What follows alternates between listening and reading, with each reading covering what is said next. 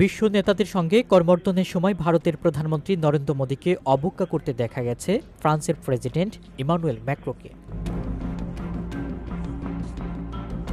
রাজধানী প্যারিসে অনুষ্ঠিত বৈশ্বিক কৃত্রিম বুদ্ধিমত্তা শীর্ষ সম্মেলনে এই দৃশ্য দেখা মিলেছে।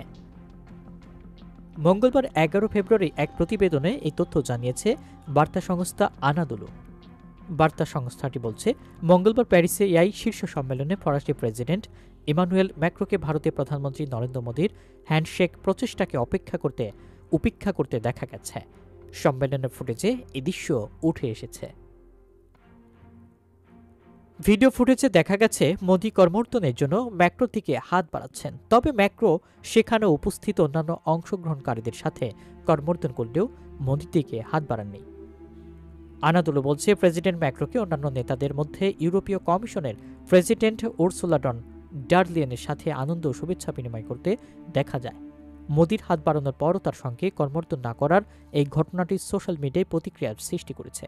কেউ কেউ এটিকে কূটনৈতিক অসম্মান হিসেবেও ব্যাখ্যা করছেন, আবার অন্যরা মনে করছেন এটি অনিচ্ছাকৃতও হতে পারে।